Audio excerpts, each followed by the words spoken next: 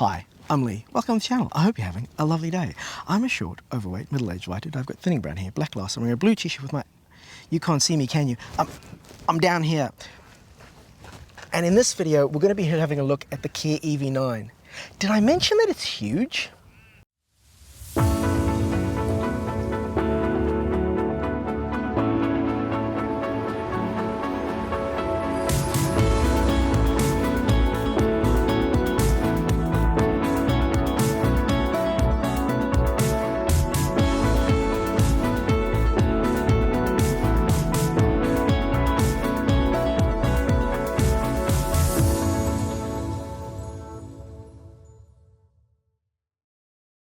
Now, I could say in all seriousness, but if you've seen any of my videos before, you know that's not going to be the last attempt at humour that you're going to see. So let's get into it. Before we go into exact details, I do want to stress that these videos that I make are not reviews but overviews. The reason why I say that is because I'm not a car person. So if you're looking for, my opinion about this as a car, I'm not an expert. What I do know a lot about is electric cars, and so I want to give you as much information as possible on all the features and functions, everything that this car does, and then let you decide what might work for you or might not work for you, because just because I may like this or not like this doesn't mean it's not right for you. So let's get into it. The Kia EV9 is one of the few 7-seat electric cars here in Australia. So if you are looking for an all-electric solution and you are a soccer coach, you carry lots of stuff, you have lots of kids, whatever, you need to fit lots of things in the back, this is a great option for you. There are 3 different trims of the car available in Australia. There is the Air, the Earth and the GT. Why they didn't call it the Wind, I think is a missed opportunity, but hey, you do you. I get the GT is kind of like a car thing, but Earth, Wind, Fire, that would have been... Anyway, I'm getting ahead of myself. This is the middle-of-the-range Earth model. I'm going to put a little bit of information up on the screen to show you a bit of differences between the 3. The Air model comes in at $99,000 or thereabouts and has a range of 443 kilometres. The Earth model has 512 kilometers and comes in at $111,000, and then the GT line, which is the fancy one with all the bells and whistles, comes in at $130,000 and has a range of 505 WLTP. This is the Earth model, so this is the middle of the range one here. One thing to keep in mind with that range figure, that is a guesstimation, and so if in ideal conditions you can get that range, you might even get it a little bit better, but in... Let's say if you're driving a highway, that's least efficient for a car. In cold conditions, your range will be affected by up to, 10, 15, maybe even 20%, depending on conditions. So keep that in mind. But it's got plenty of range, no matter which model you go for. In terms of the looks, it's interesting. So when I first saw this car, I didn't quite like the look of it. I thought it was very boxy, very, I described it like as a tank. The thing is, the more I look at it and the more I experience it, I've got it for a week now, the more I actually like it, and the more I'm noticing really cool little details and little things that it's definitely growing on me. So from a looks point of view, that's very subjective, but I like sort of like the angular look that they've gone for, and you'll see when we go inside with the UI of the dashboard and everything, they've kept that kind of blocky angular look and all that kind of thing. So I like the consistency in the look, and I do like the actual look of the car. Now, you do get this key fob with it, and depending on which model you get, there'll be fewer or more buttons on it. So at the top, you've got your lock button, so that will lock the car, and I like how the door handles go flush inside. That's all of the door handles go flush inside. You've got your unlock button, door handles come on. You've got your hold button, which if you hold that will open the boot. By the way, the car does have to be unlocked in order for the boot to open. I found that if the car is locked, I wasn't able to open the boot. Now here's something that I don't exactly love about the Kia cars. I can see why they've done it, but I do find it a bit frustrating. So when you are closing the boot with the remote, you have to hold the button. If you let go of the button halfway through, it'll stop closing. Now I get the idea behind it. It's a safety issue, because if you're not looking at the car, you're not looking at the boot, but you're closing the boot, and suddenly someone shouts, "Hey, you're closing the boot on me," you can take your finger off right away and stop closing the boot on them. So I get why they've done it. I just find it a bit frustrating because I have to hold the button. Now, I think that's very much a me problem, but it is something that I think you do need to be aware of. The last cool feature that I want to talk about with the key is that it's actually got a function where they call it what's a smart key. So if it's in your pocket and you walk up to the car will automatically unlock. Unfortunately, if you walk away from the car then doesn't automatically lock. I don't know why it doesn't have that function, and I would really like it if it did, but it's still better than nothing, the fact that it does unlock as you walk up to the car. If you didn't want to use the key, you also have the option to connect the car to the Kia app, and the Kia Connect app is actually really, really good. You've got tons of functions. One of the functions is you can use your phone as a key, so you could just leave the key at home or in a drawer somewhere and just use the phone as a key. Loads of functions with the app. So for example, you can turn the aircon on, you can precondition the car, you can close the windows, you can open the windows, you can even get the car to unlock itself and use the cameras to take a quick still photo of every one of the cameras just to see what's around it. As you can see, loads of cool functions with this. This is also how you connect the car to your profile on the phone app. So this way you can set up your seating function, all that kind of stuff as a profile in the app, and it synchronizes across the car. Really easy to set up, really easy to use. My only criticism about the app is it does seem a little bit slow. Now, I don't know if that's because the cell chip in the car has got a weak signal where I live, or if it's the app that's a bit slow or what have you, but the one thing I could improve on is how quickly the car responds to the app. But other than that, I really appreciate the fact that the car has the app and that you've got so much functionality in there.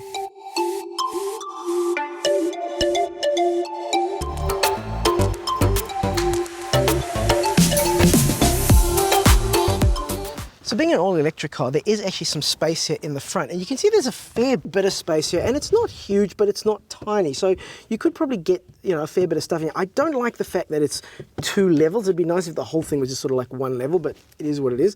I like that they've put some things in here. So for example, they show that the max load is 20 kgs, 45 pounds. You can show there's the air filter behind there. Interesting that they have a button for opening the front in here. I mean, if you are small enough that you can fit in there and understand that that button is for opening the front, well done. But hey, look, I'd rather have it there than not there, and I like the fact that there's a little catch, a little sort of door, in case of glass break, this sort of thing, or in case of emergency, open this plastic glass. But yeah, interesting that they've got that button.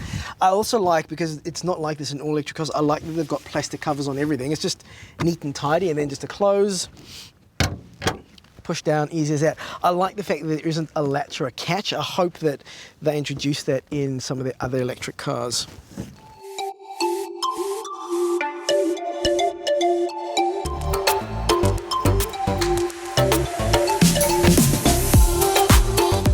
When it comes to the charge port, not really much to talk about, to get too excited about. Fairly straightforward. You just push down on that button and the charge port will open up. You've got your standard CCS, so that's your slow charger, AC charger, which you would use at home most of the time. And then you just pull off this plastic bit here to get your DC fast charging. I do like the fact that it's attached to this, so it's not sort of like a plastic that comes off. So that's just, again, a little touch like that. I really appreciate that.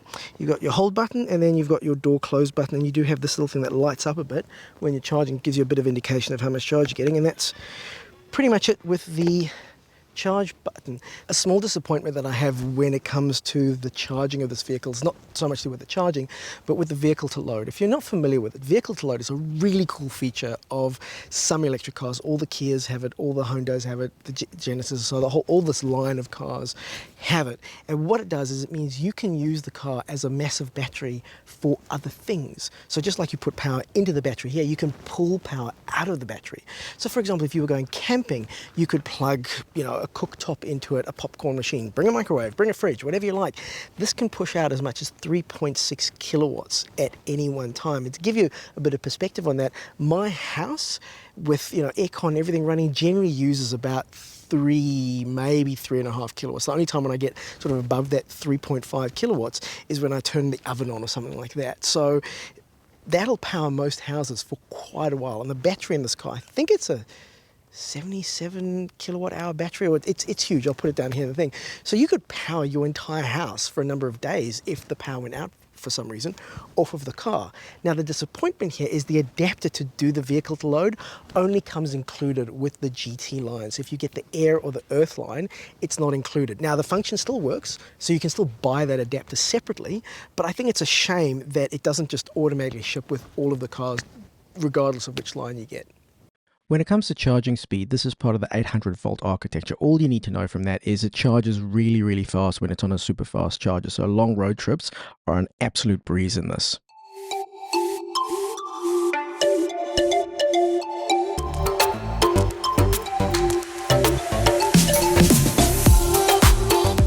As you might expect, the boot of the car is and isn't huge. Here's what I mean, because when you have all the seats up, there's not really all that much space back here. So let's first have a look at how much space you've got here. So that much space. This is the granny charger, or the slow charger that comes, I shouldn't be, against grannies. This is the slow charger that comes with the car. So fairly straightforward. You just plug that into any wall socket. And that's something that, I mean, you've probably watched a few videos about electric cars already, so you're probably familiar with this, but you can just plug it into any wall socket and charge it. It'll charge slowly, but it'll charge.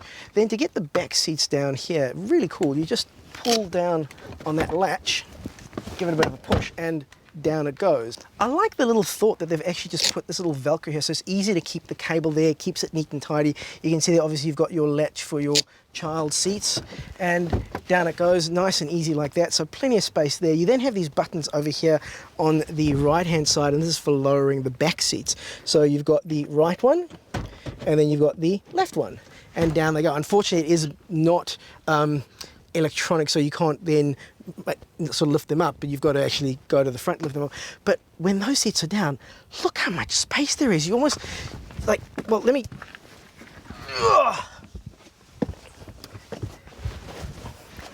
there's this much space. I can only just get my arms across. Now, again, I am vertically challenged, but you can see right here, the amount of space that you've got in here is absolutely ridiculous. And then to re-lift the third row, it's quite easy. Just pull back on this cable, lift the headrest, and it's easy as that, and then just Velcro that back down there. Same one with this one. Pull up, headrest out, headrest up, and it's locked in place. Simple as that. Over on the left hand side we have a 12 volt socket here, and we also have a button to close or open the boot. And I like the fact that, again, it's got, like the front, it's got a little latch over it, so you can't push that by mistake. I think that's a very good idea from a safety point of view. You also have catches here for the net, which I'll show you, which is down there. Over here on the right hand side you have your two buttons which I showed you before. That's your left and your right for lowering the seats. You've got an electrical socket there, so you can just power just normal electrical stuff, and you can block it if you need to block it for safety. Down here, this is the emergency release for your charge port. So if you plug into a charger and for some reason the charger isn't disconnecting, you can pull that out, pull on that, and then manually release the charge port if a charging cable is stuck. And you also have your net hooks over there. You then do have an under trunk, which, whilst not huge, is certainly better than a kick in the teeth. So lift that up. A nice little detail about this, it's got this latch here which you then latch onto the back seat, which holds it up.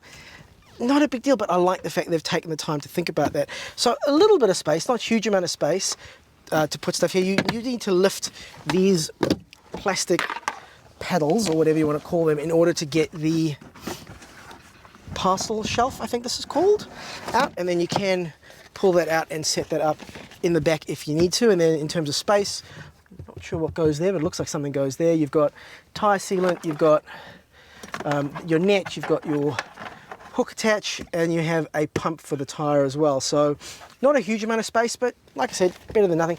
And there's a spot over there, I presume, to put something in. I don't know, but there you go, you've got that. And I do like that you do have a place where you can store the parcel shelf if you don't want to have it right in the back, and it's, you know, a specialized spot to store it. And then you take that little hook off, place it back in this little catch, and again, it's a little attention detail like that that I really appreciate about this car. And just pop these back down,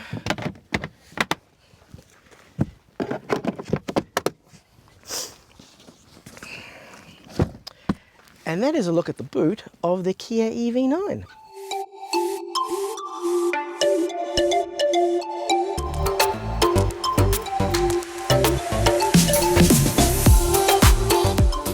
Even before we get into the back seat of this car, something I really like is the doors open really wide. So if you've got the space to open the door, you've got tons of space to get in. Makes it really easy to get in. Getting into the car, you get in, handle there, so nice that there's a handle. This is the latch to adjust the recline, and you can see the recline actually goes quite a fair ways back. And I was a bit confused when I first got into the car. I thought this was the way to get the seat forward to get into the third row, but it's actually this button here. So let me get out and push that button. And the seat very easily moves forward. It is mechanical to pull it back, but then you just have this button here on the seat to push it forward. So at any time you can quite easily get out without needing the person who's sitting here to move the seat for you. Of course, they do have to move because you don't want to squish them, but you get what I'm saying. Welcome to the back seat of the Kia EV9. Now, as you can see, I'm about 5'3". If my wife asks, I'm 5'4", and I've got tons of leg room here, so I might actually move the seat forward a little bit. It does have a handle down here to bring it forward, and that brings both seats forwards. You can see there, you can come quite far forward. You probably want to, yeah, that's as far forward as you can come, but I would probably sort of split the difference and come about there. There's still tons of room for me in here. I'm just going to go back for the purpose of filming. Seat belts, obviously, you've got ISO fixtures, you have a armrest with 2 cup holders, you have a decent size pocket on the door. I can see that there's sort of a shape there for a bottle, not a huge bottle, but you could get a bottle in there. You've got your window controls, you've got the handle to get in, which is nice, light, as well as a coat hook and a handle. I like that on the chair here at the back you've got a USB-C port. You've also got controls to move the seat forward or back. Obviously you don't have that for the driver's seat because you should never interfere with the driver. You've got 2 cup holders here, and you've got a gargantuan 4-arm spaced storage area down here, so tons of storage down there. A really nice touch here is you've also got AC controls. So you've got temperature, you've got auto, you've got AC mode, or fan control. So you can actually control the aircon as a passenger in the back. I'm trying to see if there's any other features that I'm missing, but no, I think that's pretty much it for the second row of the Kia EV9. But again, tons of, I feel like I should play a game of football in here. It's ridiculous.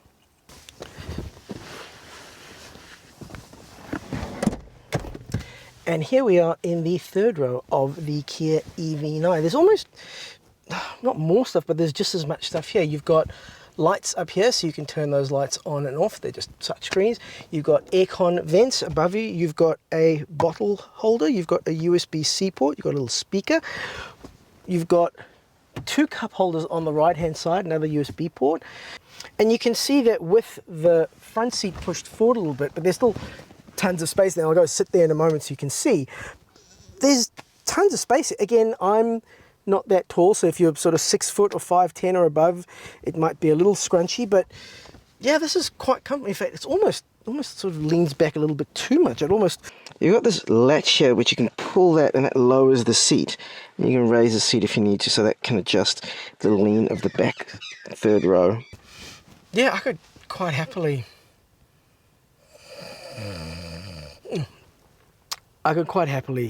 chill here for an hour or two on a drive.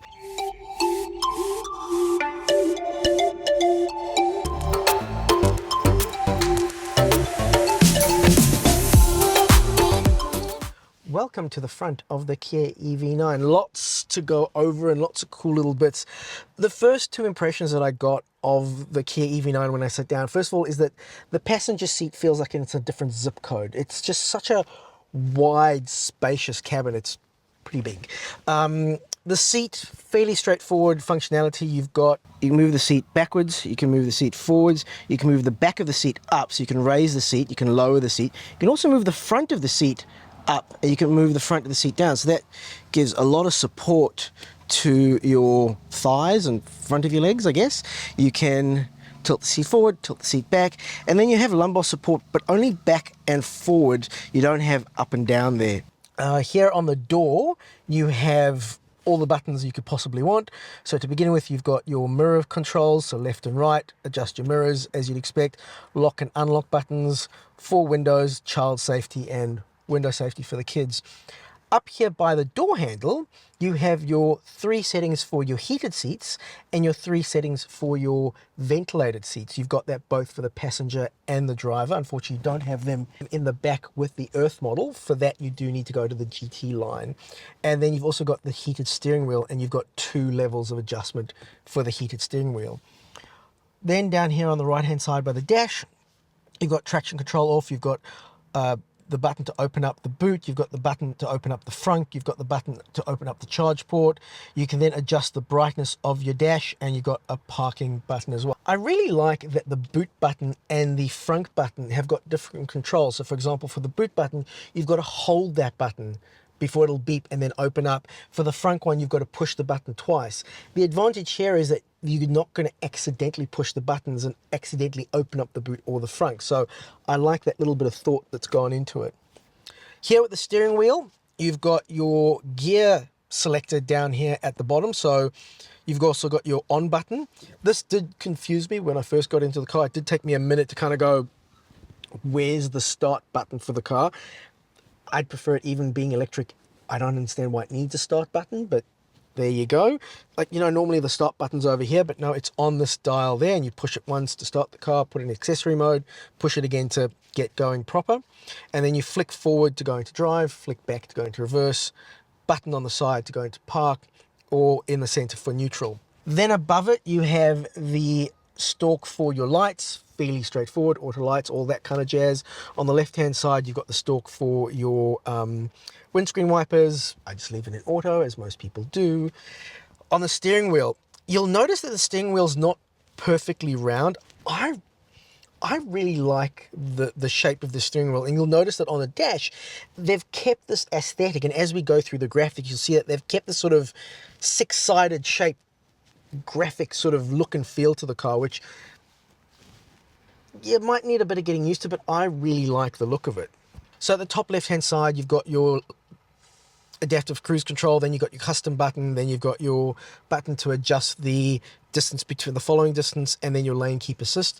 On the right hand side, you've got a mode button, a voice dial button, phone button, and a customizable star button.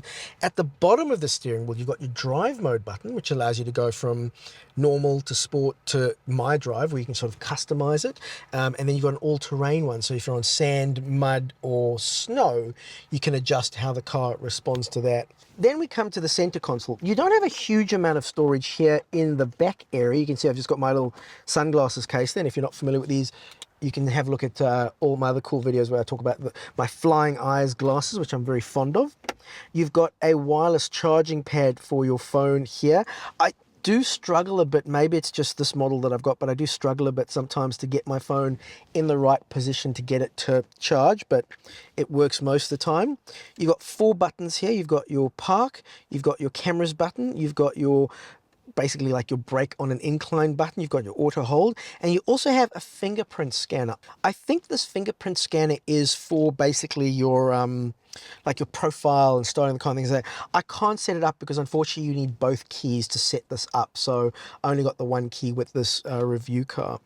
You've then got this area here. I really like this. So this is nice and neat, but then you can roll this down and you've got a nice big storage area here, and if you push these buttons, whee! I'm easily entertained. So you can flick this out and make them into cup holders. Whee! Whee! I like the fact that they've gone, look, the space is massive, so let's make it a storage area, and then if you need it as a cup holder area, you can use it as a cup holder area as well, and you can keep it tidy if you want to just sort of cover it up. You then got this big area down here for storage, lots of things you can fit there. You've got some USB ports and your 12 volt here. It's behind a little door, so you can just pop that open and pop it closed. A really cool feature that I like about this USB port is that you can push this button and change whether this USB port is just going to provide power or it's power and data. That brings me on to a nice topic with the Apple CarPlay and Android Auto. It is wireless, so you don't actually need to plug your phone in to use Apple CarPlay or Android Auto, but if you want to, you can plug it in down there. Now we come over onto the actual dash. So you've got physical buttons for your temperature control and your air conditioning and your modes. I really like physical buttons. I'm all about tech. I like my gadgetry. I like that it's all touchscreen, but I like the fact that particularly for something that you need to change while you're driving often, you've got physical buttons as well. So that's really, really good. And then you've got a volume dial as well as the volume dial that you have over here on the steering wheel. You can adjust where your air conditioning goes. Then you have some haptic buttons down here. Really don't like those. I'll show you in a moment why. Let's turn the car on and get a little bit into the dash. Now, I'm not going to go into all the settings of the dash because there's a lot, and I've gotten some feedback that some of my videos were a bit long, so I went into too much detail here, but I'll give you the basic look. So you turn the car on, it comes up and shows your profile, which I've gotten through my connection through the phone app. Good afternoon, drive safely. Well, thank you very much. It's brought me up just onto the maps because that's what I had open before, but now I can bring on the main system, and then you push the button, the power button again to bring it into full car is now on. I'm just going to turn the aircon off. So again, I could turn the aircon off over here on this screen, or I can just go off like that with the dial. Really nice interface, nice big screen. If I go into the EV settings, this is one of my favorite settings windows. Loads of information in here and really, really useful. So you can see there how much sort of stuff, energy consumption that I've used. You can scroll and see how much battery you've got, how much range you've got. If you tap on the car, it brings you into the car settings and the AC settings. Something that I don't love about this is also the Kia and the Hyundai and Genesis platform, because they're all built on the same platform, is when you go into AC charging, you've only got 3 settings for how fast it can charge. So you can set it to charge at 100% speed. So if you plug into a 7 kilowatt charger, it's going to charge 7 kilowatts. You can set it to 90%, which will give you about 6 kilowatts. And you can go to 60%, which will give you about 4 point something kilowatts. You can't go lower than 60. I find this really frustrating. The reason for that is when I'm charging at home, generally I like to charge off of my solar panels. And let's say my house is only generating 5 kilowatts of solar and the house is using 1 kilowatt of solar that's going into the house. The 4 kilowatts that's left over, this is going to use 4.5 or 4.2. That 0.2 or 0.3 is going to be pulled off the grid, off of my home battery. I know I'm being really finicky here and finagly, but it'd be really nice if there was a 50% or a 40% or a 30%, so you could set the charge rate even lower, and if you want to charge really slow, you can. So this is something I'd really like to see Kia fix in software. Not a big deal, but something that could be better. Then you've got this window. I'm not going to, I know I said I wouldn't go through everything, and I won't, but I do want to show you a few things. This is one of the best things to slice bread, is the vehicle to load. Now, vehicle to load, I've mentioned it before, I'll mention it again. It allows you to use the car's battery to charge other things. So we're at this lovely campground, and if we were camping out here, let's say I brought an induction cooktop or a microwave or a fridge or what have you, I could actually plug those into the car and use the car's battery to power those things. And all this window is saying is that basically if the car gets down to 20% battery, stop powering those things. But this could power those things for a week or two before you'd actually get down to 20%. So you don't really have to worry about that. But I want to show you this so that you do have this just in case it's not going to use all of your battery power. Going back to this window here, again, you've got information like that. You've got energy usage. You can see all the stuff that's going on. This takes you to the other settings, and a lot of this takes you through the same windows, but just different ways to get there. Going back to home, you've then got your phone settings, phone projection, so that's for your Apple CarPlay or Android Auto, weather, car wash mode, settings. You've got valet mode, calendars, vehicle diagnostics. The calendar is really handy because you can come in here, and if you've got an appointment, so for example, I think Oh, I haven't got the calendar linked. But if you do have the calendar linked, for example, my son's got swimming this afternoon, you can just tap on that calendar and then I think it'll, use the map to show you where you go. So it just integrates nicely. Going to settings, you can see here we've got vehicle settings, user profile settings, Kia Connect. The app that Kia has is really, really good. I've spoken about it a little bit already, but you've got loads of things you can do within the app. And to set that up, you come into Kia Connect, and this is where you get the information. When you first set it up, the app's going to ask you to scan a QR code or use a verification code. This is where you get the verification code or the QR code. So that's the settings window. If we go into maps, you've got your basic maps. The maps are pretty good. Not 100% accurate, but most maps aren't. And this again brings me on to one of the things that could be better about this platform, and something I find quite frustrating, is that it doesn't give you charging information. It'll show you where chargers are, so very handy. So if I bring up, no, that's the radio, sorry, that's wrong button.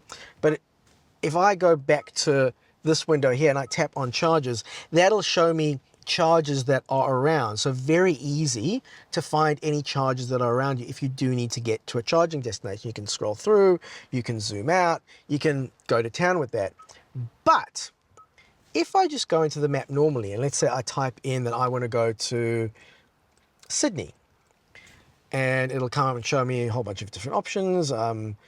Bank of Sydney, let's say Opera. Okay, let's go with the Opera House. That's always a nice touristy destination. And why is it not? Okay, let's say Sydney Airport. So there we go. Let's say we want to navigate to Sydney Airport, and that is 667 kilometers away, which is beyond the range of the vehicle at the moment because we've been driving a little bit, so we've only got about 400 kilometers range. We say set as destination, and it asks us, do we want the fastest route or do we want the most economic route? It's having a bit of a think. And well, here we go. So it does tell you that charging is required to reach your destination. We go search stations. This is new because to the highlighted route, then the route guidance with start. Well, I apologise, Kia. It looks like in this EV9, well, I'm guessing all EV9s, they've updated this, because before it would show you where to go, but it would just kind of go, oh, yeah, don't worry about, it would almost sort of go like, don't worry about charging. But now it looks like it does know that you need to charge, and real-time station information different from actual. That's cool. So it'll tell you whether the charging station is busy or available, and it will guide you along the way. Okay, my apologies, Kia. It looks like this will actually show you what charger destinations you have to go to along the way. So, okay, that is really good. I'm pleasantly impressed. Now, I'm just going to come out of here and show you the thing that frustrated me about this touchpad down here. So for example, if I touch and hold that, so here's the frustrating thing. Very often when I'm just resting my hand here to do stuff in the menu, I'm going to accidentally touch these buttons here, which I find, I don't know how they could, maybe they could put them lower or above, but yeah, they need to do something with that. Then we come on to something which I really don't understand. This area here, so this is a separate little screen on its own, which is all the aircon and all the climate control stuff. Really nice, really good scene. The problem is, when I'm sitting here driving, the wheel completely blocks it. So I can't really see what's going on. And so it almost may as well not be there, unless you're saying, well, the passenger's going to do that. I'm not sure why this window is here, because it just doesn't work. Finally, you've got some stuff up here. You've got, lights on and off. You've got, you can turn the lights all on. You can turn the lights all off. You can do it individually. It's all touch based. The glove box is a standard sort of glove box, and that is the passenger and driver area of the Kia EV9. Editorly jumping in here, watching this back, it looks like I'm being a little bit negative about the UI, but the software on the Kia EV9 is actually really good. I just happen to point out those few things in the video, but overall, I think it's a really good system.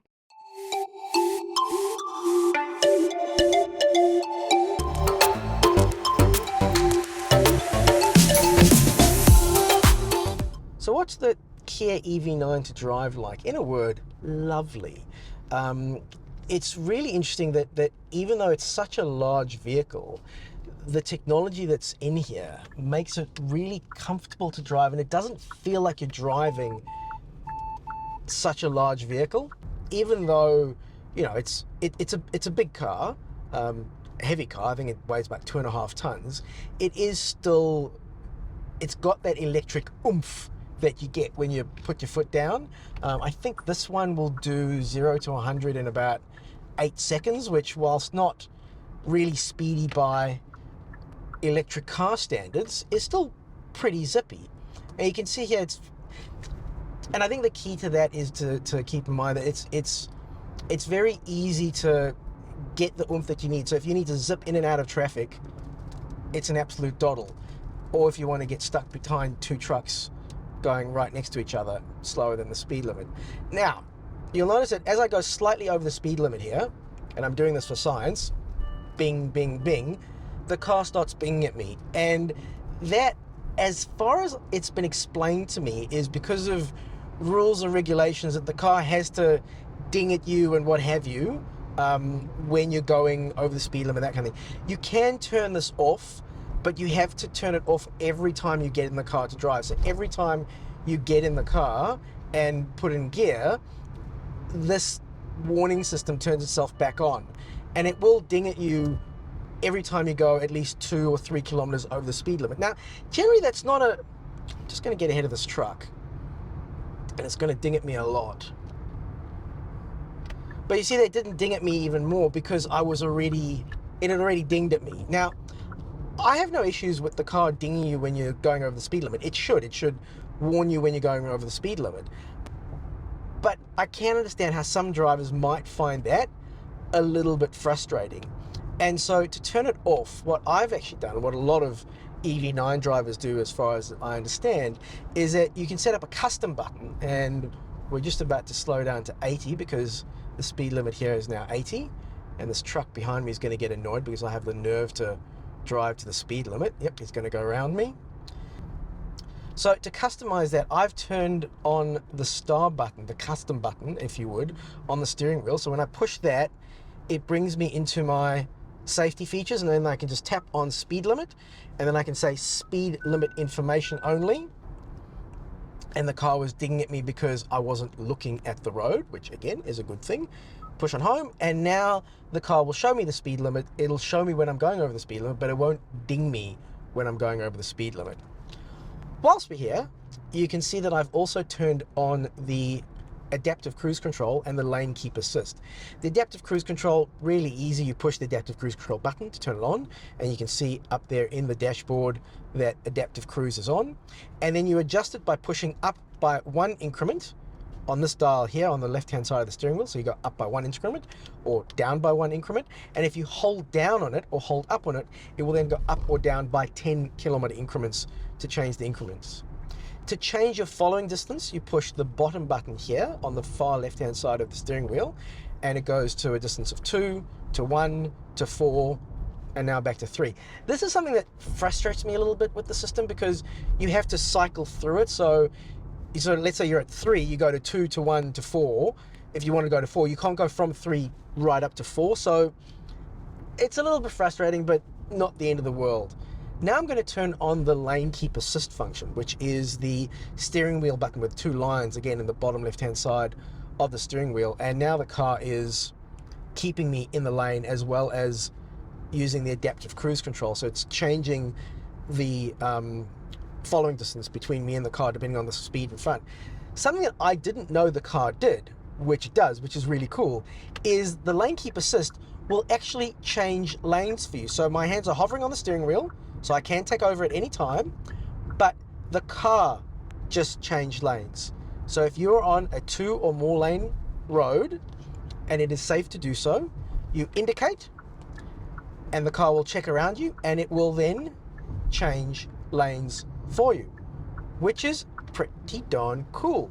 And it works really well, works really safe. You can see the interface here is really nice, so you can again see the line down the center in the interface there. It indicates that it's using the lane keep assist. In terms of the feel of the car, it feels really smooth. Like I was commenting about this to Chris, my friend who's helping me film this video, that it almost feels like you're gliding. Very quiet. Obviously, because it's such a big, heavy car, it feels very, oof on the road. So yeah, it's a very, very comfortable drive. So the map's pretty good. I really like how the details that it shows you. So for example, if you're coming up to a turnoff on the highway, and let's say there's 2 lanes that go left and 2 lanes that go right, it'll show you an image where the lanes are going and which lanes you need to be in.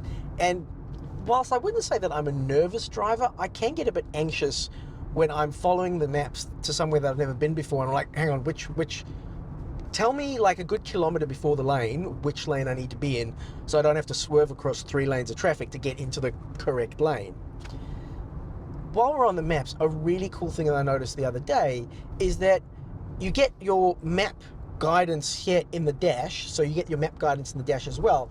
You also get your map guidance in the dash if you're using Apple CarPlay or Android Auto. With a lot of other cars that I've used Apple CarPlay or Android Auto on, you get your map up here in the center, but you don't get it on the dash. So getting the directions on the dash for Apple CarPlay and Android Auto, as well as the built-in maps, really nice little function. With the speed limit thing, the thing that bugs me about the speed limit, again, I've got no problem with the car telling me when I should not be speeding. I think that's a very good function, that it shows you, hey, you're going over the speed limit, slow down a bit. The challenge is that how the car works out what the speed limit is, because it's using the camera system to work out what the speed limit is. I'm assuming it's using the camera system because when I go past roadworks, it notices the speed change of the roadworks, and it'll actually change the speed of the roadworks. So it does show you what that is from the camera. The problem is that very often the car's a little bit confused about what the speed limit is. So for example, if you are driving past a school zone at 1 o'clock in the afternoon, it's not school zone time and you don't have to go 40 kilometers an hour for the school zone, and it'll even show you school zone underneath the speed limit, but it dings you because you're not going 40. And I'm like, but you know it's a school zone, you know it's not school time, you know I don't have to go 40, why are you dinging me? So that's one little thing where I think they could adjust how it recognizes things and tells you about the speed limit. But otherwise, I think the speed limit thing is not that big of a deal. And also, if you want to, you can turn it off whenever you like. You see, even when we're going down this, I suppose you could describe it as a country road, we're doing 100, and it doesn't feel like we're doing 100. It's a very comfortable drive. It's soft. Again, I know people who like sportier cars will say that the suspension is too soft. I am well padded and I like soft drives. So if you like a very comfortable drive, I would say this is a very comfortable car to drive. Something I find a little bit frustrating, and this is something that I go on and on and on about with the Kias and the Hyundais and the Genesis, and I will keep complaining until they fix this basically, is that when you are putting the car into gear or out of gear, so if you go out of drive into reverse or out of reverse into drive, the car will revert back to level 3 of one pedal driving. So if you're not familiar with one pedal driving, what it is electric cars do this really clever thing where instead of using the brake to slow the car down, they will slow the wheels down, and they will use the energy that they are getting from slowing those wheels down and put that energy back in the battery. So it's called regenerative braking or one pedal driving. The reason why it's called one pedal driving is that as you lift your foot off the accelerator, the car will slow down quite dramatically, and you can actually bring the car to a full stop just by taking your foot off the accelerator. It takes a bit of getting used to, but my opinion, once you get used to it, it's the best things to slice bread. I absolutely love one pedal driving. The Kias and the Hyundais and all this car, they do support one pedal driving, but you can adjust it. So if you don't like one pedal driving, down here in the bottom right hand corner of the dashboard, you can see that at the moment it's at level 3, and I can use the paddles to lower it all the way to level 2, level 1 or level 0, and at level 0 the car will coast just like a normal car. So if I take my foot off the accelerator, my foot's off, the car is still coasting like a normal automatic. But if I use the left hand pedal to go to level 1, level 2, level 3 and then level max, I suppose level 4, this is full one pedal driving. So if I just take my foot off the accelerator, you can see that the car comes to a absolute complete stop without me ever touching the brake. And then to go zippy, you just put your foot down. In fact, let's put it into sports mode.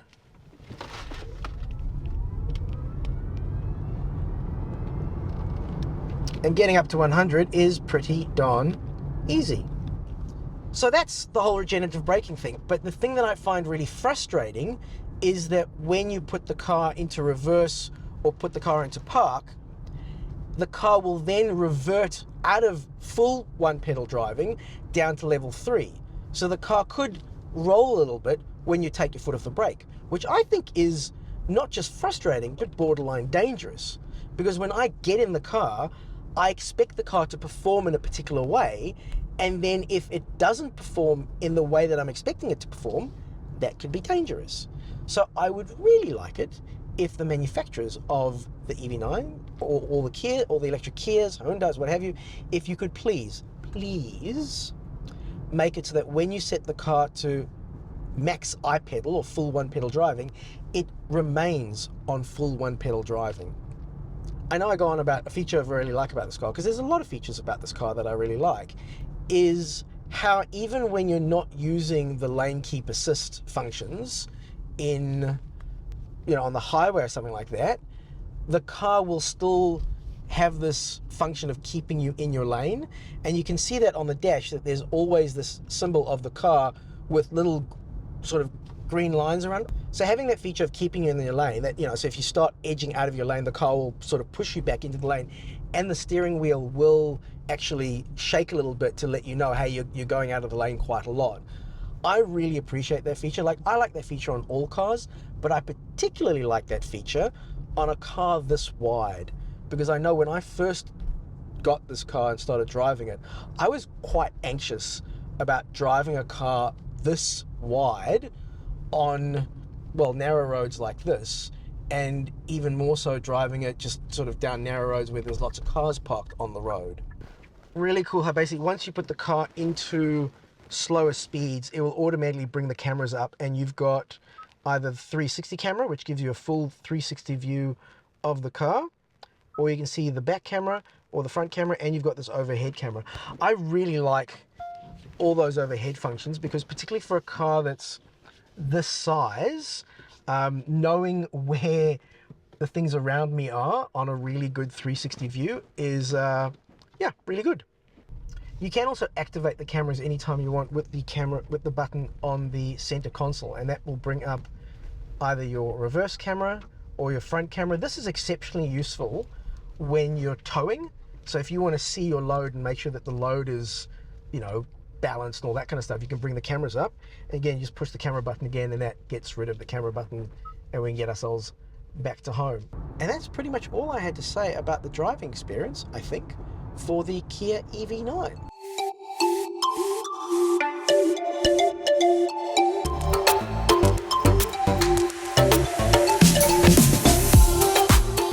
So that was my look at the Kia EV9. What do I think overall? Well, as you may have guessed, I really like it. I mean, would I buy it? No, but that's because I can't afford it. But I think if you are in the market for a 7-seater car and you're looking for an electric, I mean, this is one of the only options, but you're not compromising. You are getting a really great car with amazing space, amazing storage, some really nice touches, some really nice ideas. Again, not perfect, it'd be better if the maps were a bit more accurate. It'd be better if it had some of the features that the GT line has as well. But I think if you are in the market, definitely go and look at this as an option, give it a test drive and see what you think. I hope this video was helpful. I hope it was useful. If you have found this video useful or helpful, please like and subscribe the channel. If you've already subscribed, thank you so much for your support, and we'll catch you on the next one. Safe and happy driving.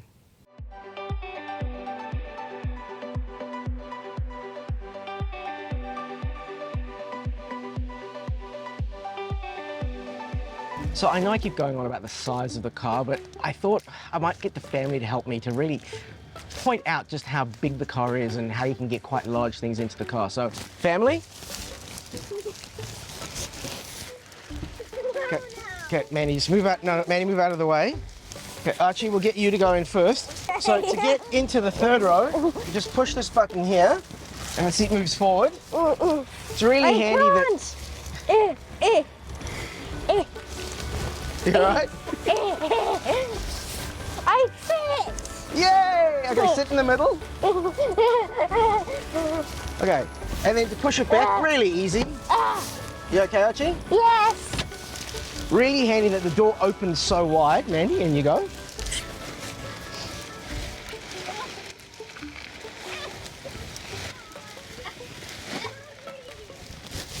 And finally me.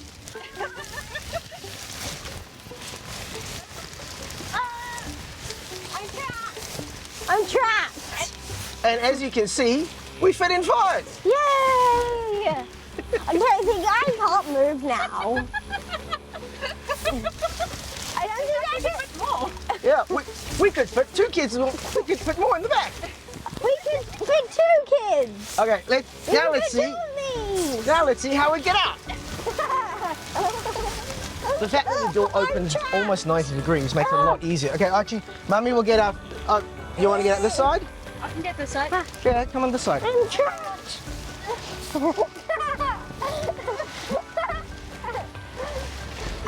Graceful as always. Okay, Archie, now just push that button and that'll slide the chair forward. I wish I was like a balloon. I wish Okay, hang on, okay, yeah, see if you can push the chair back. You might need 2 hands. Okay, now let me close the door and let's stand in front and we'll get a thumbnail. Yeah. Stand Archie. Okay, Archie, you in the middle? Happy, smiling, mouth open. I think this fingerprint scanner,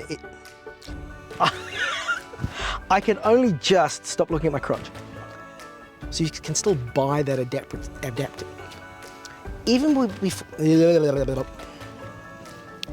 welcome to the back seat of the Kia EV9. It's quite wide. Did I mention that it was quite wide? Fat ass. If you've seen it. Ah! Okay. This, I think, oh damn it, I had my notes. Check your notes. Oh wait, I have my notes on my phone. Oh, I have my notes on my watch. Let's be fancy. Do I have my notes on my watch? Why don't I have notes on my watch? I just assumed they would have. Come on, okay, well let's cut. Now, I would say all joking aside, but if you've seen my channel before, you... Aha! Okay, make up your mind. I'm gonna tell you to lock, and hopefully we stay there. Nope. This is gonna confuse the living daylights out of the car. Okay. We're happy now? We're unlocked? We're good? Okay, good. Now, I would say all joking aside, but... Oh, come on! Okay, I'm not gonna move. Now, I would say all joking aside, but if you've watched my YouTube channel before, you know I'm gonna make loads of bad dad jokes as this video goes on. So, let's get... Stop it! Okay, we're happy? We're staying unlocked? We're good?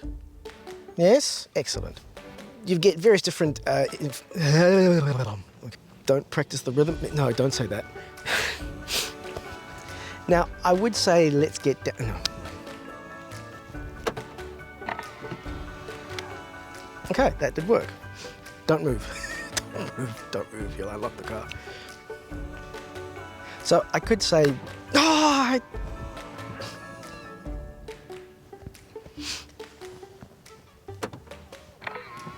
maybe if we put it down there. Yeah, okay, let's leave it down there and hope for the best.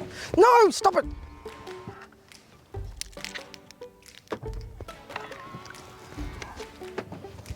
Okay, I get it. You want to stay unlocked. Okay.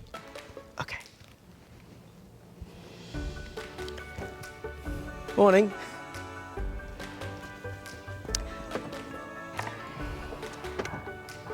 Okay, we're gonna have to leave the door open.